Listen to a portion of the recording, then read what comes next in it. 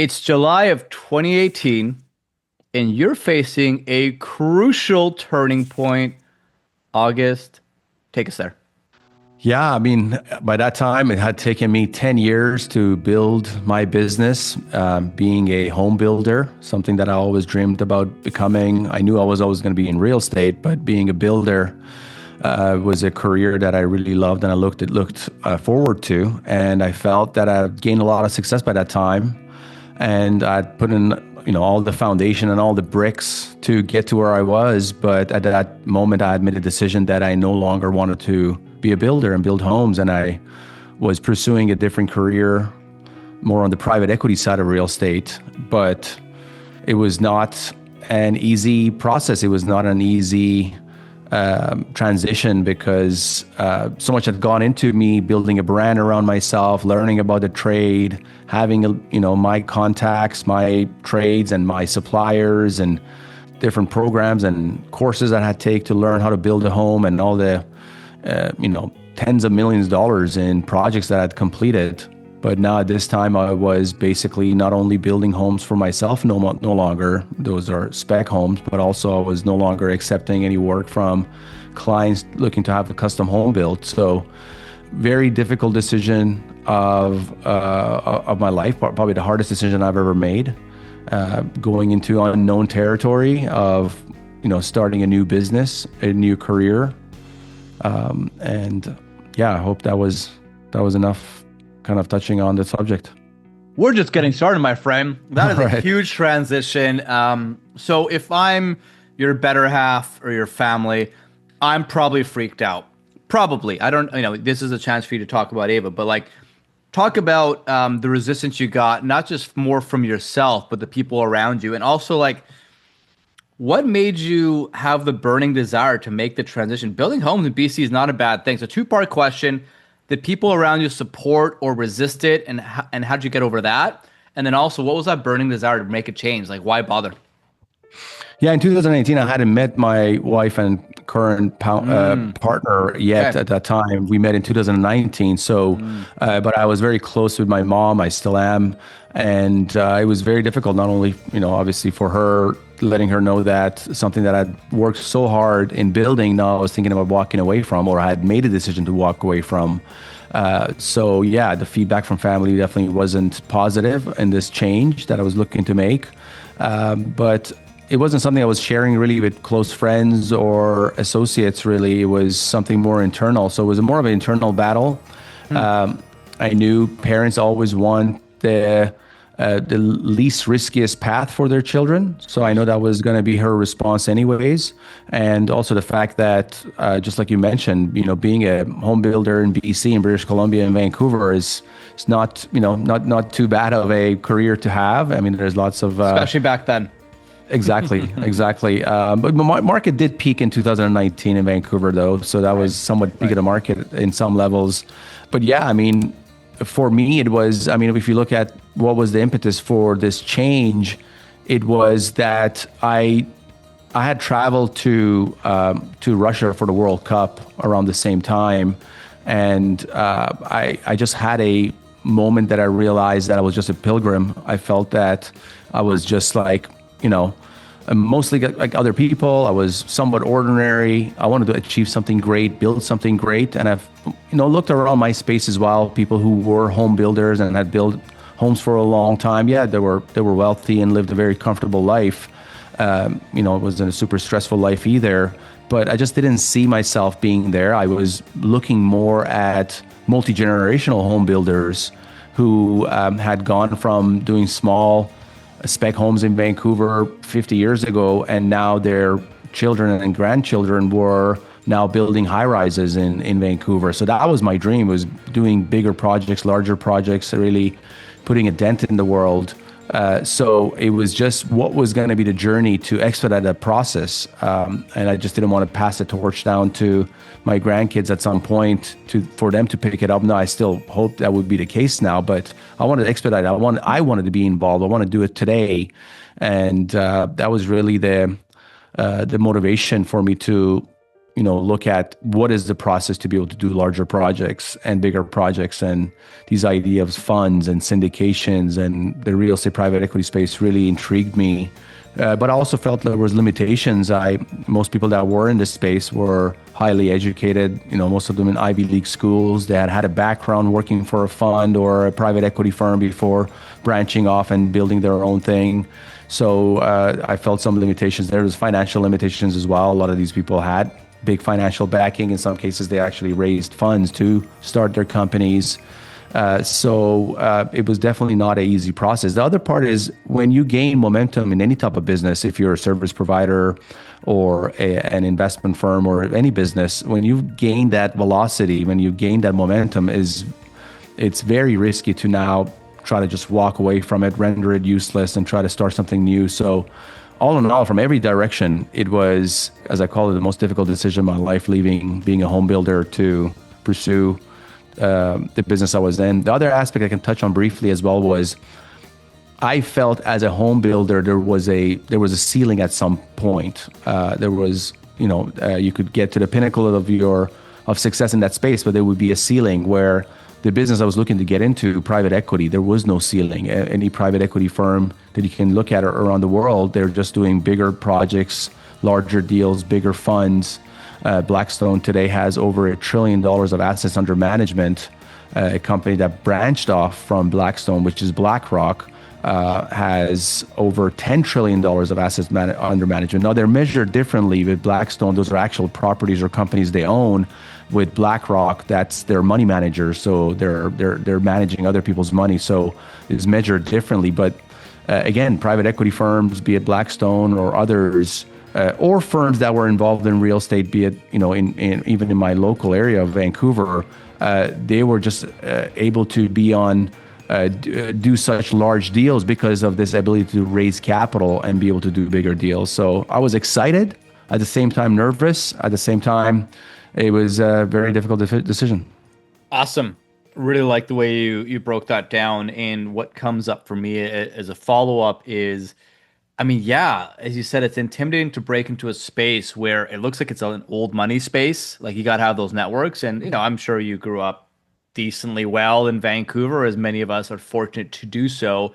But this is like a next level thing, right? So as you said, you have to sort of reskin yourself, but also like the fact that you were a home builder means you had a unique edge. You didn't come from, carpentry or teaching, which actually carpentry would actually be useful too. But like, there's some transferable skills. You kind of get the nuts and bolts of building a property. But we're not talking, prefab homes or individual homes. We're talking like you are raising money for massive multifamily projects. So let's talk about when you met your significant other. What were your first deals, and what did you do in the first year of transition beyond the certifications? Like, what was your go-to-market, and how did you transfer your skills and resources to get that first project? A lot of people tuning in right now, they're probably thinking, how do I do multifamily off the side of my desk or potentially full-time?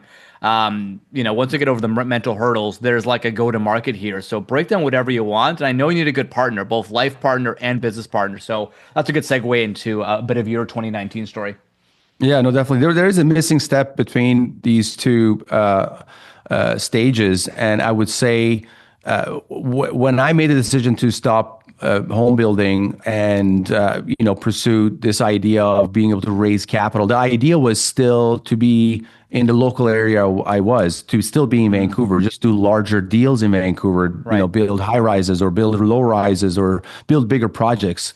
Now I no longer felt limited by the capital I had access to, my own capital. Now I could go to members of the public and what have you and raise larger amounts of capital. So, but I hadn't made my decision there, because the more and more I dissected Vancouver's real estate, aside from everybody else around the world calling it a bubble, which now has done a major correction, and some of those predictions have come to fruition after a 20-year bull run Vancouver had. But aside from that, the timeline, it took such a long time to go from buying a piece of land to the rezoning process to development, and then finally sale of be it townhomes or condos or what have you. So it felt very risky, and it felt very much more of a speculating investing than something that really made sense or provided cash flow day one. as I was learning more about the space, as I was, looking around my space and trying to learn how to raise capital, how to put the funds together, how to, organize my first deal, most of that content was coming from the U.S., be it U.S.-based podcasts, U.S.-based YouTube show, or books that were written. And there was a consistency. There was a consistency where a lot of groups were buying multifamily. Now, multifamily had done really well in the U.S. at this time, 2019, from post GFC, 2008. The bottom of the market really came in 2011, but the market had gone on a bull run from 2011 all the way to 2019. So the market was in mania, but when you are in mania, you're seeing exuberance and you're seeing, multiple offers put on projects and non-refundable deposits day one. So I walked into the multifamily space and learned about it from the educational side, but I walked into it in this absolute mania market, and it gave me the energy I needed. It was also a bit risky at that time.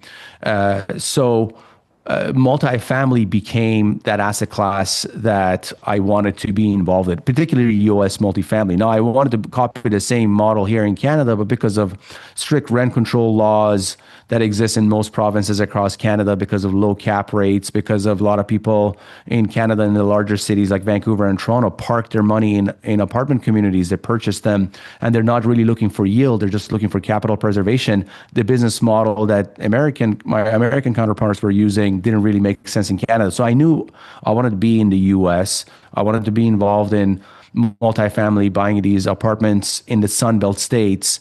And looking back at multifamily, in 2019, if you looked at the past 20 years prior to 2019, multifamily had beaten the S&P 500.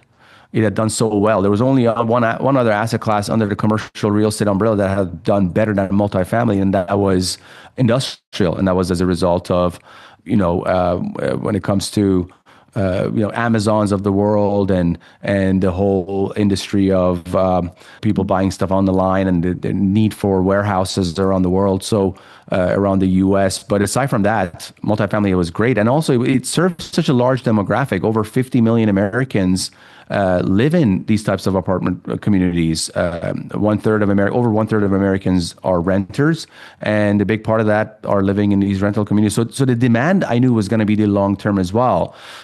So those were reasons why I chose. The industry was going to be real estate private equity, the asset class and the business model. Then we made a decision that it was going to be multifamily value add. And as you brought up, my partner, and who's also my wife, Ava Benasaki, we met her on the same time in 2019. So she was with me while I was going through that transition process. I had just finished building a house, and as well, while we were dating, I told her, hey, I have to, I promised my clients that they're going to move in tomorrow, and we just got to go to the site to make sure the cleaners are done by then. And the cleaners were not done, and my clients wanted to move in the next day. So we literally went back to my place and we changed, put some scrubby clothes back in, and went and started helping the cleaners to finish up the house so it'd be ready for my clients as they would move into the house the next day. So that was one of our check boxes that Ava had, because she was willing to literally put up her sleeves and come and clean a house with me and with my cleaning crew to get it ready for our clients. But that was the last house that I built for a client as well. So it was kind of in this transitioning period.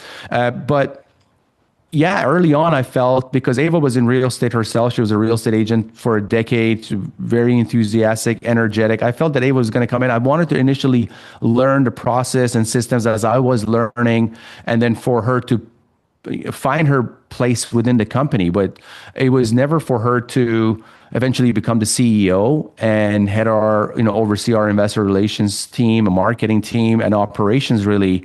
But she really found her place within the company because of merit, because of her skill set, particularly when it comes to her relationship with people and how she connects with others. She's from a small town in Fort Saskatchewan, Alberta, comes from a hardworking family. Most of her family are farmers. Her parents are accountants, but their grandparents are farmers. So she really connected with people the way that I thought I was great with connecting with people, but Ava was much better than I was with both investors, service providers.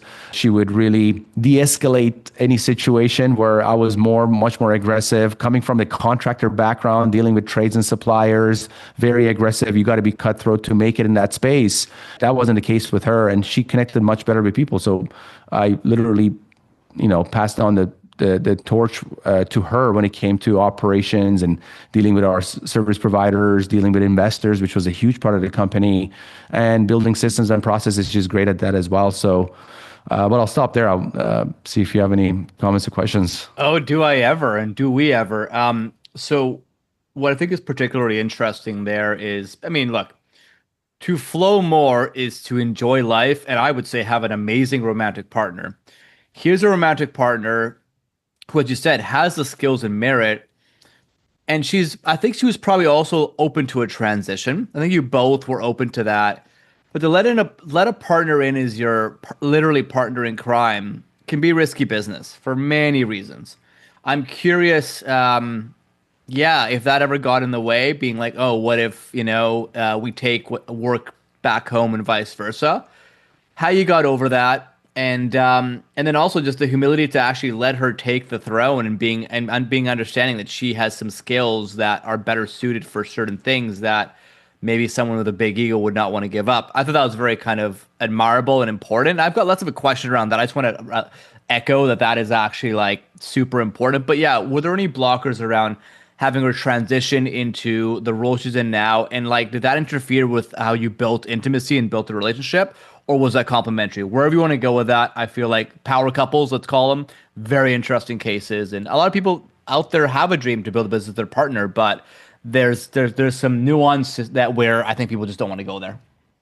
Yeah, no, I definitely wouldn't recommend it. Going to business with your wife or your significant other or your husband, definitely not recommended. I think with Ava and I, it was just a time in our life that everything just aligned. The stars really aligned for us, not on the romantic side. There was lots of synergies between us. There was lots of alignments. We were both very active on the personal level. We were very outgoing. There was a lot of alignments and a lot of boxes checked off on the personal side. But when it came to the company side, we totally had different ways of operating, just like I discussed when it comes to her, the sense that she had in connecting with people. I'm much more cutthroat. I'm much more laconic. I'm much more straight to the point. I bump heads with a lot of people, and people have their guard up. They see a guy who speaks loud most times with his hands up in the air. Now I've got my hands down here just for that fact, so I'm not waving my hands all over our video. But it was a different way of operating, and it was a learning lesson for both of us because we were both very strong-minded on what we believed in. But I came from a more pragmatic background where I just had to get a job done when it needed to be done. And she was more of a perfectionist when it came to some items. And makes sense in that case when you're dealing with investors, when it comes to reporting to investors, getting back to investors, what have you. But in some cases could stall it. For example, I gave you something we bumped heads early on was when we were coming up for the logo of CPI, we knew that our main color was going to be blue. Now, I was ready to choose a blue in a matter of 3 minutes. It took Ava a matter of weeks to come up with the CPI blue, and it became part of our conversation, our discussions that sometimes I say, hey, you're going the CPI blue color route. It's not going to have any material effect on the company, but that shows how two partners with different mindsets and different way of looking at things could give a bit different perspective on situations, but also it could result in things not moving as fast. I mean, there's an old adage says that, if you want to go fast, go alone. If you want to make it to your destination or something like that, go with your team. Together. Go far, go together. Exactly. So, I mean, there was lots of bumping heads. There was lots of grind. Did it at times question our relationship, our business? I wouldn't say so. I think if there was a chance our business could have resulted in us falling apart, I don't think the business would have ever made it if that potential existed. I think our core union was so strong that it really motivated the business to do better. And keep in mind, initially when we started, Ava and I, we were the principals, and we had other directors and what have you working for us. Some of the questions and some of the pain points our investors came back to us was, hey, what happens if you guys get a divorce? And that's something we'd never thought about. And it was a valid question to ask from investors. Hey, there are these two principals that are running this company. What if they do get a divorce? Yeah. But since then, I mean, we've now been together for 6 years. We've had 2 kids. We've made a move to the US. The company has gone farther than it is. We've launched a fund. We've done hundreds of millions of dollars in deals, but it was at that time, it was a question, inward question at us as well. What if something like that comes up, or what if something happens to us on a personal level? So we had to put mechanisms in place within the company that kind of alleviated those concerns. But it is definitely not a playbook that I would advise to anyone to go the route of building a business with, because at the end of the day, you clash heads at work. When you have a partner, that partner goes home, you go home, you guys figure it out. Next day you come back and, hopefully you will get over the hump. Whereas you got to not go home with this person and you got to go to sleep in bed with them. Yeah. So it is very difficult to separate business life. And then also the other part of it is, I don't want to kind of overly litigate this topic of, relationship at the same time being a business partner. It's important.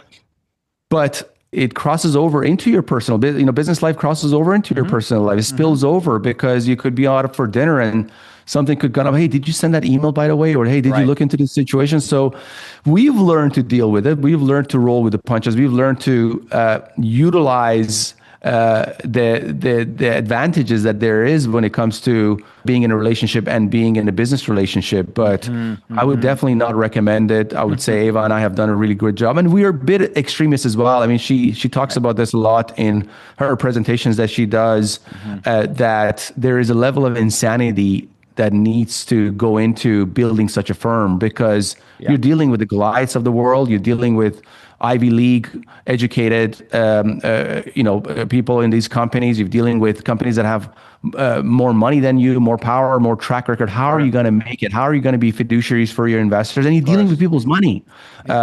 Initially, a lot of our investors are friends and family. So you can burn bridges, you can burn relationships. There is a legal component of it. You're overseen by Securities Commission. So, there's stories of people having gone to jail or prison or other situations. So it becomes very sensitive, not only to being sometimes 40% of people, marriages fail just as it is. Now you throw this other handicap to also try to build a business, and such a difficult business. So I wouldn't recommend it. We've done a tremendous job. At some point, we'll probably write a book about it, but I'm definitely privileged to have found my wife and my business partner. So, yeah. Wow. Yeah. Just to put a bow on that, you have become masters at compartmentalization. So that's between work and life. You have had to set some really clear boundaries, and you're probably not perfect at it in terms of something happens in business, leave it on the court. Once we're off the court and we're with the kids and we're like back to being humans, be human. Do not let those things slip. And if it really needs to, it's kind of, you have to kind of transition your personas, right? And it's, you're the same person, but I think it's very important to set standards and just boundaries on that, right? And that's hard work just in general, right? But I really want to commend you for that. It's not for everyone, but if you do it properly and you put in the work, it can be like a magical thing, because your partner's in everything, and there's massive economies of scale, as some people would say. It's just the efficient, integrated way of your whole life is integrated, and that's pretty amazing, right? So high risk, high reward. Let's get into CPI. We've tiptoed around what you're doing. Let's hear the pitch and the mission of what you guys are doing and how it's different from other firms that are buying multifamily, or other mortgage investment corporations that are raising funds from folks who want to make between 7 to 12% on their money. Talk about the pitch and how you guys are different. Yeah, I mean, CPI's mandate and the company vision has evolved over time as well. Initially, when we founded CPI, was an investment firm that was looking to allow Canadian investors to have exposure to U.S. multifamily. Again, a great performing asset class, a property type that there's going to be demand for it at all times. Not only the current demand of 50 million Americans that approximately 50 million Americans that live in apartment communities, but an ongoing demand, and more U.S. becomes a renters nation. And the fact that today, when you compare the median home price in the U.S., it was just over 400,000. And if you want to buy that home in the U.S. compared to renting it, you're at a $400 discount to rent that home, whereas just a few years ago, 5 years ago, you were at a premium to buy the home. So the demand is there. We understood that. We knew it was going to be ongoing. No matter what happens with technology and the world, the demand for multifamily in the U.S. was going to exist. The yields are there. The U.S. has the highest yields as far as I've researched around the world. You're not going to be able to get 6 or 7 cap on any other properties anywhere else in the world on multifamily. So now how are we going to bridge the gap between for Canadian investors to have exposure to U.S. multifamily through our investment firm? So that was the initial idea, but soon after we realized that we're right next door to this huge market, the largest economy in the world. Over 330 million people live in the U.S. It's got around 15 million accredited investors there. So why limit ourselves just to Canadian investors? Hence the company name. The acronym CPI stands for Canadian Passive Investing. But soon after we realized, hey, if we're going to be partnering with U.S. investors as well, we have to switch that up. So we changed the name to CPI Capital. But yeah, the company's mandate. And then when it comes to asset classes as well, at some point we made a decision a few years back to also look at development deals as well. Because on the multifamily side, we buy already existing apartment communities in the Sunbelt States. Sunbelt States, or which ones again? Just to refresh the audience. Sunbelt States goes from Arizona, Texas, Florida, North and South Carolina, Louisiana, Mississippi. So it literally looks like a Sunbelt States. California is the West, but the lower part of California. So Nevada is another one. So New Mexico. So all of those. And why there? Is there a certain? I mean, besides the sunshine, what's the attribute there to make it like a high growth potential region? There has been a transition, a migration of people moving from more colder states, high tax states, more expensive home price states to more warmer states. So that's as you see with Canadians, a lot of times people, move from Alberta to BC for the warmer weather to Kelowna. That's another city. So you see that migration in Canada, but you don't get the temperature differences that you get in the U.S. You move from some of these northern states to Florida, you're talking about more than 20 degrees in difference. No, you're basically moving to Mexico, right? Exactly, northern Mexico. Country. So yeah. That's one side of it. The other part of it is the infrastructure hasn't been built as much as the northern states, particularly California, and because that migration wasn't there, the need wasn't, the demand wasn't there. Of course. Yeah, and then you have that more. Definitely, COVID gave a push start. Keep in mind also these Sunbelt states are mostly Republican. They are very business friendly. Republicans are usually more business friendly. So there are no rent control laws in most of the Sunbelt states. They're very business friendly, particularly Texas and Florida. They both don't have a state income tax. Lower cost of living, lower cost of housing.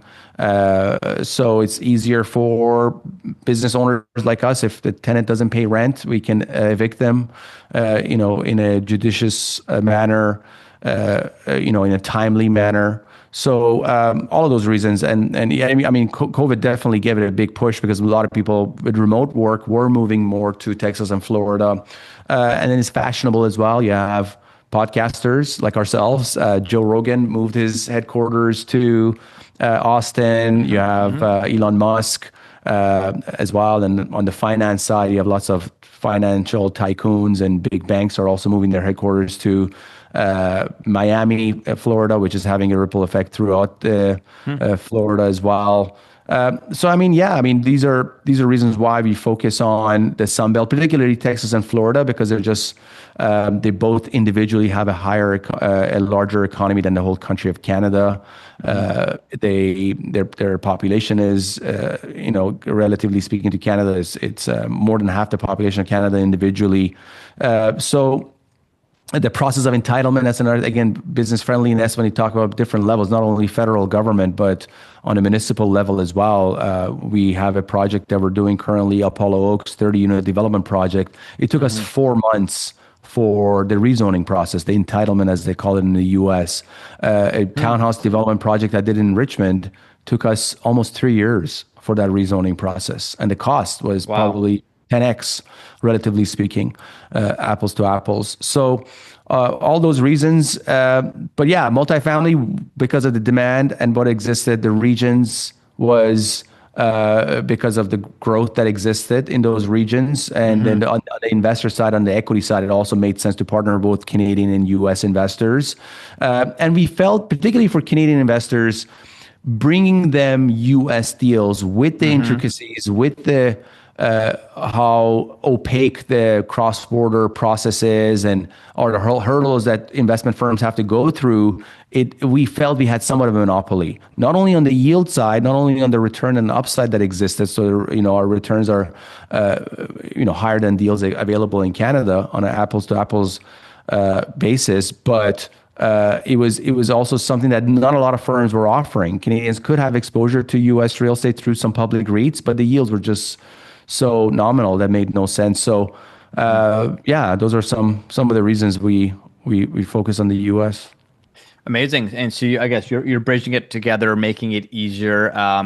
Rumors are that you're also, of course, looking at having people be able to do it through their registered funds. I don't know if that's something that is official yet, but I think yes. Yep. Awesome. Canadians are generally very frustrated with the economic climate. And talk to anyone who's doing anything interesting in Canada. People are quite frustrated. Not everyone, but there's an obvious sentiment amongst people of wealth. So they want to put their money in different places, different asset classes. You're creating a bridge. That's amazing. You want to give an example of one of your most awesome projects, maybe a case study, super high level on the numbers and returns you got on that. Not indicative of every project, and everyone will reach out at their own risk, and they do their due diligence. But high level, give us a carrot on one of your better projects, and then we'll transition into some other things. But give someone something juicy to walk away with, because you guys do have a great firm and some awesome projects. But give us a small case study. Sure. Yeah. No, I'll talk high level. I try to refrain from giving exact numbers, and there's lots of disclaimers and what have you. And just to build a foundation, is we have elected in Canada to sell our securities through a third-party exempt market dealer. So what are securities? Securities, any financial instrument, right? And particularly in Canada. So if you incorporate a company and you have shares and you sell some of those shares to your friend or partner, you're actually selling securities.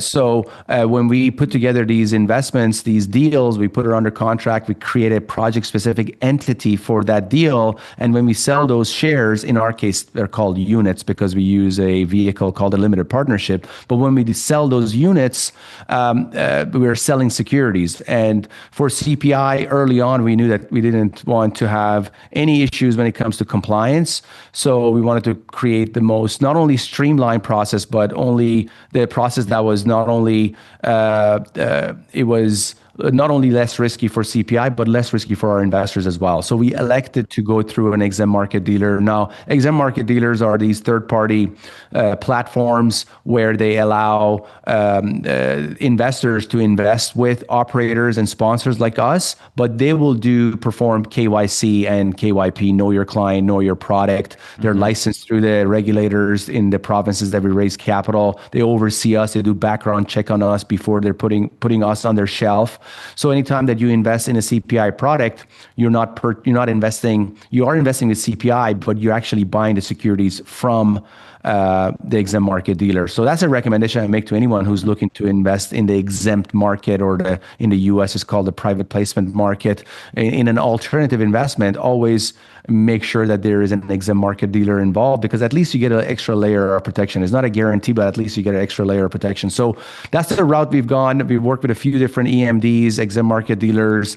Every time they not only did a background check on us, the principals, every time we have a new deal, They do a check on that deal. They look at our underwriting. They look at our forecasts and what have you. Right. Coming back now to your question as far as returns, when it comes to multifamily value add, the industry norm, not performance-wise, this is advertised industry norm, is you got to be able to make at least 15 to 20% for your investors. You got to at least be forecasting, at least in your underwriting, in your analysis, you got to be at least achieving 15 to 20% on an annual basis, not realized altogether at once, but realized through the cash flow the property produces, if it produces cash flow, and through the upside capital gains when the property is refinanced or divested.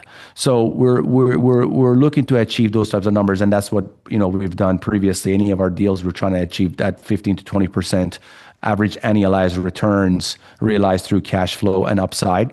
On the development side, we also do development deals like the Apollo Oaks deal, development deals that I discussed. We're looking for higher return for our investors, probably around 25 to 30% annualized returns. There's no cash flow, so all their returns are paid to investors upon exit, upon divestment. And why? Now you might ask, why is the higher return on development? Well, development deals are inherently more risky than a value add deal. Value add deal, you buy a multifamily property, is already stabilized, is cash flowing day one. You put good debt on there. You put an agency like a US version of CMHC type of loan on there. Decent LTV, not high octane debt. You do 70-30 LTV. And the property, in most cases, as long as you're not incompetent, should do fine. You bring a third-party property manager, you oversee it. Your asset management team is overseeing the property manager, any contractors that are coming in for renovation. You should be okay, even though people have dropped the ball on that as well, historically. But when it comes to development, there's just so many different steps that things could go wrong. Initially, you buy a piece of land. Sure, the seller, the broker says that, yeah, you can build 30 duplexes on this piece of property. But is that confirmed? Has the property been entitled? Has it been rezoned yet? Oh, no, it's not rezoned. Well, that's an extra layer of risk. Okay, great. So now we're only going to buy properties that are rezoned, or we'll put up the upfront risk ourselves until we get it to that level that the property is already rezoned, is entitled, is ready to move to the next phase before bringing on our investors. But that's an extra layer of risk that exists there. Now you bought the piece of land. Now you want to start. You've done your forecast of what things are going to cost, but they're not just lipstick renovation you do on a multifamily value add. You're building something from the ground up. So all of a sudden, Trump could put tariffs on Canada and price of lumber could jump 30%. You never factored that in. I used to build homes in Vancouver. I remember there was a new regulation that came in when it came to drywall. There was a new tax put on drywall. Drywall prices went up 20%. So that's going to be erosive to investor economics. When it comes to material and labor, there is potential of fires. I mean, you have that with multifamily as well, but construction projects are much more risky to catch fire. There is disputes between laborers and suppliers. So many things could go wrong. You could start digging and find an environmental issue. You could find a oil tank, gas tank, something else. There could be on our Apollo Oaks project. There was a bird species that was living in some trees that some inspector had noticed. We had to send an inspector in to make sure that none of that species actually has any of their nests in a we're talking about maybe two acre piece of land that it was 8 acres altogether, but only 2 acres had trees in it. So many things could go wrong. Now you finally built it. The project is done. Now you got to sell it.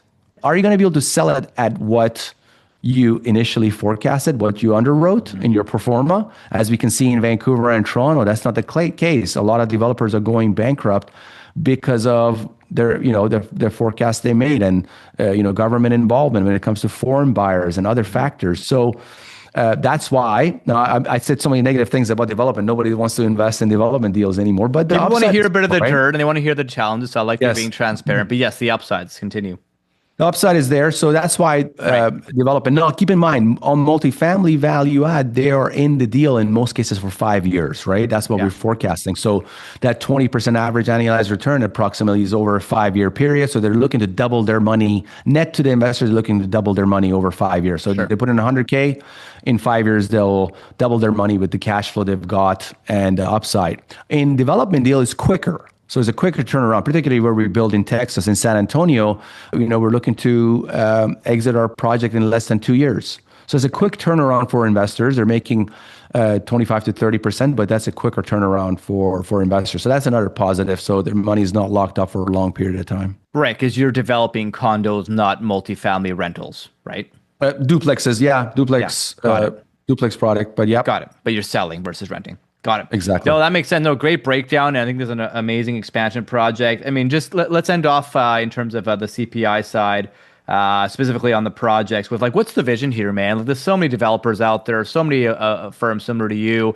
Like, what would be the ideal vision in terms of not even on the return side, but like projects you're building? And I'm talking from like a heart forward level. Like, are these developments that are, helping grow communities, is immigrant communities?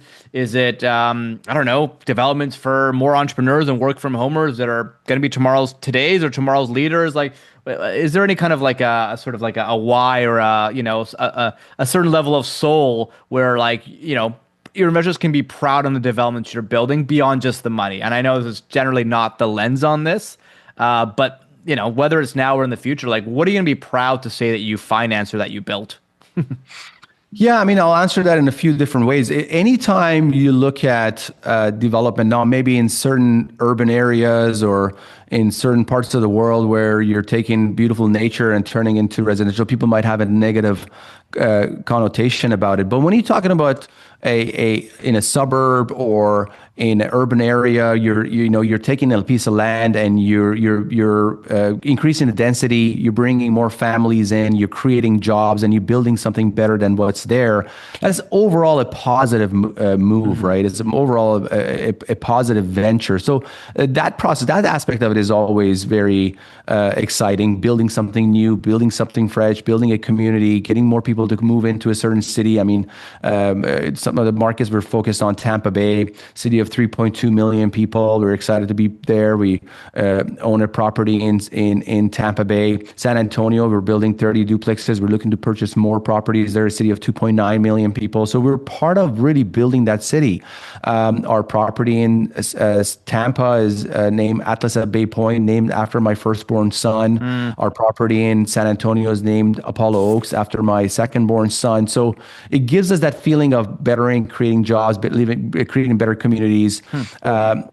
So that's one aspect of it. I mean, looking back at CPI, and this is something we've discussed internally as well. When we started CPI, the idea was never to do deals and make money. A lot of groups are out there that all they want to do is they want to do deals and make money. That wasn't the idea. The idea was to build a great company, a company that we could look back at our life and be proud of. A company that not only creates jobs, builds great communities. We have we follow the book Traction by Gino Wickman and the entrepreneurial operating system as our EOS, our process, EOS. So it's got your 10-year big hairy auditions goal, and it's got your quarterly rocks and so on, and it's got your vision traction, VTO, vision traction. I'm not sure I forgot what the O stands organizer, for. And then your organizer. Issues. There you go. Exactly. Just hitting those issues every week. No, you got a great cadence to that. So it's a well-oiled machine, and it's awesome you use that. But coming back to like giving. So we've discussed it. We want to build a great company.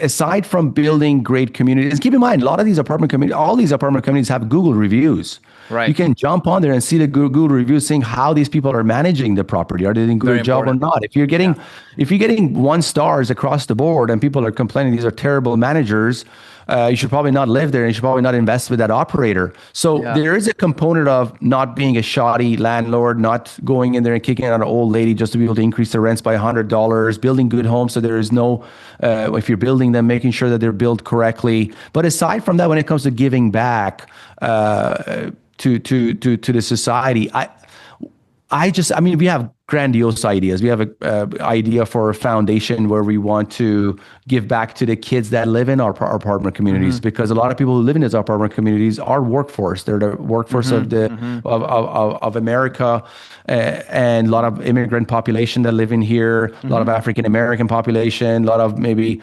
workforce Caucasian Americans that live there. So a lot of Latinos. So it is for that kind of initial step that as an immigrant, you come in, you live in an apartment, and you go up from there. So we wanted them to not only have a good experience, but we also want to do something, give something back to the kids living in our apartment communities. So we have those vision. But the reason I bring all of this up is if you're putting too much attention on giving back when you haven't built something that has hit velocity, you might lose it all. I feel with CPI, having gone through what we went through over the last 5.5 years with COVID, with the market really shutting down for a few months, and then the Fed dropping rates to 0 to 0.25 and having this rush of capital and liquidity into the space and making it difficult for us to do deals. And then the Fed started increasing rates to battle 9% inflation. We've gone through a whirlwind of, and then the tariff wars between Canada and the US, and the economy kind of being all over the place. And now with AI and so on, we've been through a lot over the last 5 years. Okay. We haven't even had a chance. We've played basically survival mode, defense mode, and trying to build a company from the scratch.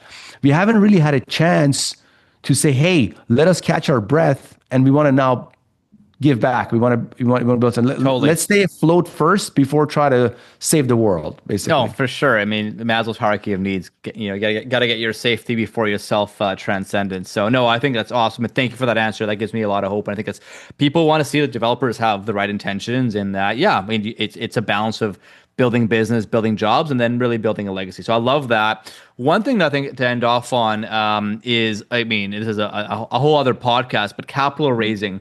You were amazing at capital raising, you and Ava, of course, and I think it's a team effort. I know you want more Canadians to understand how to raise capital, ideally for real estate and maybe other things as well. Talk about, and what's capital raising? It's systems of building relationships. So whether this be your LinkedIn, which you're great at, thought leadership, which is a very top of funnel way to build a relationship, all the way to the way that you maybe have your 50 calls a day you got to make. Talk about whatever you feel comfortable sharing. What is the art of building relationships to raise capital going into not just 2026, which of course we're finally in, but for the next 5 years? Like, wherever you want to take that, what's the art of building relationships, raising capital, anywhere you want to take it? Would love to hear it. Yeah, I think you hit the nail on the head. It is an art when it comes to raising capital. You are going to people in most cases that you might not have a pre-existing relationship with, and you're asking them to invest in you, in your company, in your vision, in your idea. And in most cases, they're signing a 100 to 200 page document saying if you lose their money, they can't do anything about it. That is a big ask. You're not selling a product. You're not selling a service. You're offering a partnership. It's a marriage.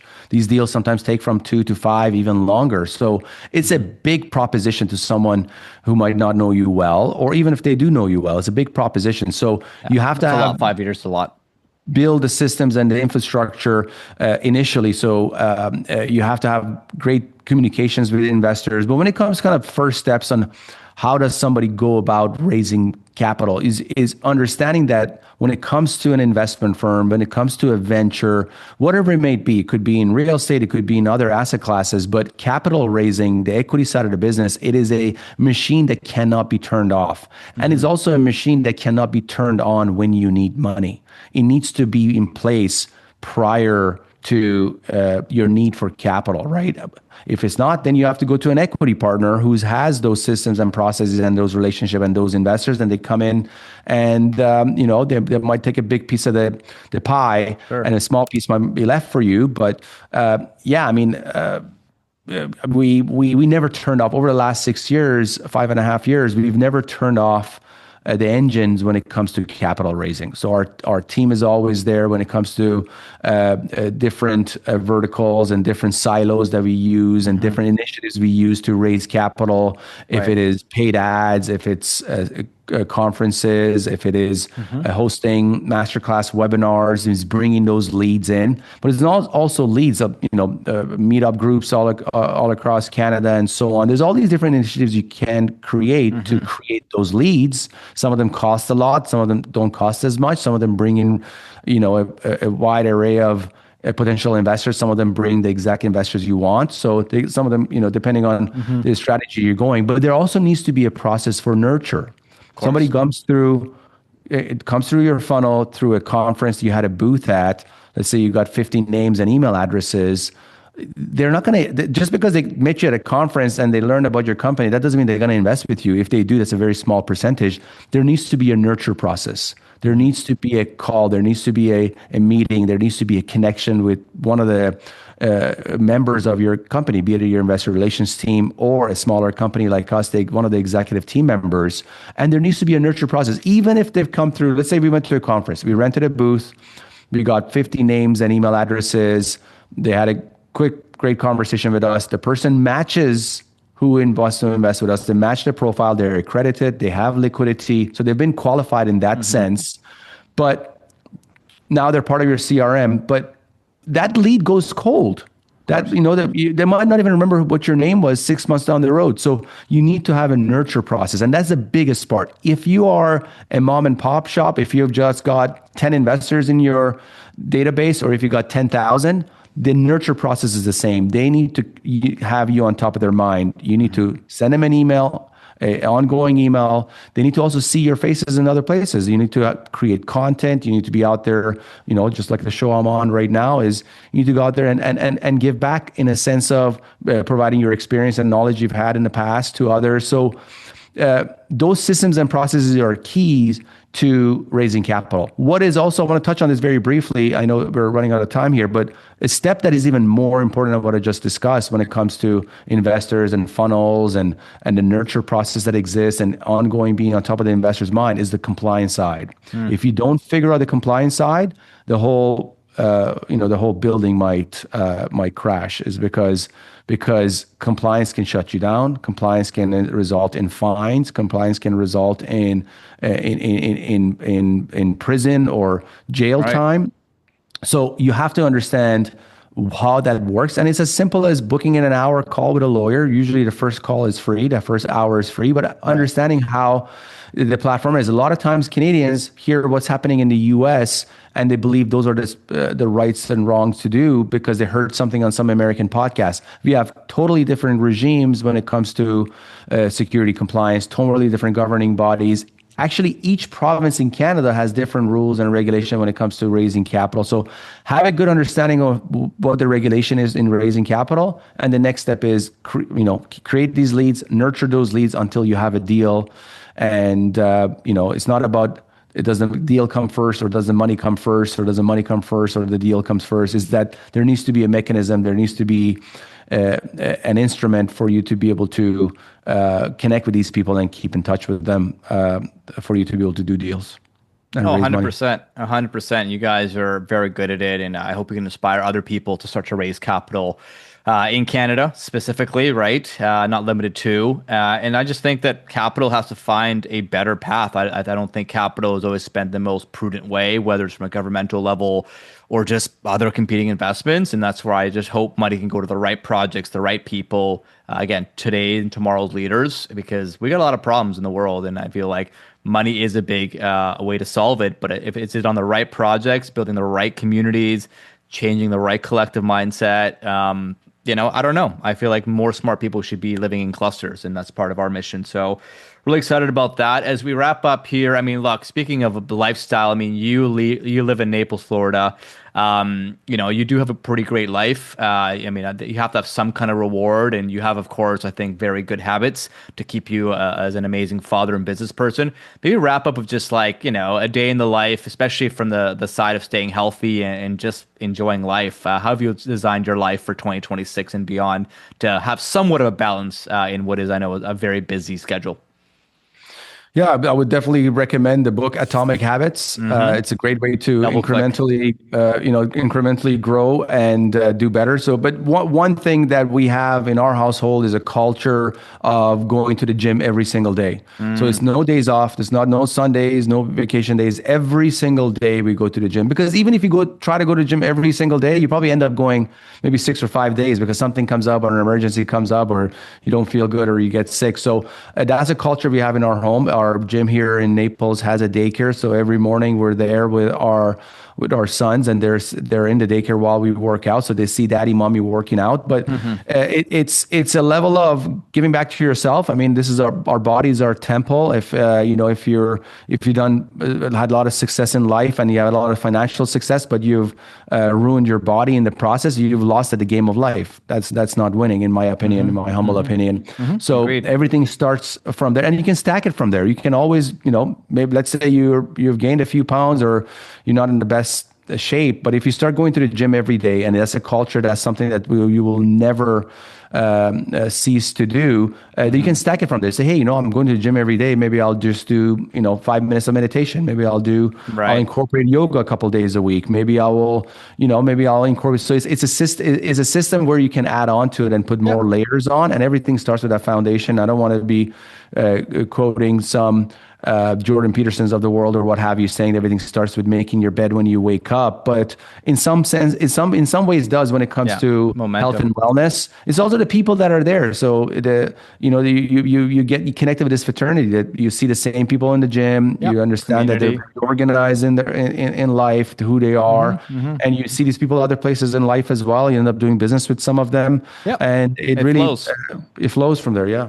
Yeah, it all combines. No, man, it's and one quote I love from James Clear from Atomic Habits is, the heaviest weight is the weight of opening the door to the gym. And sometimes that's all you got to get past, right? It's the art of going from 0 to 1 and just starting.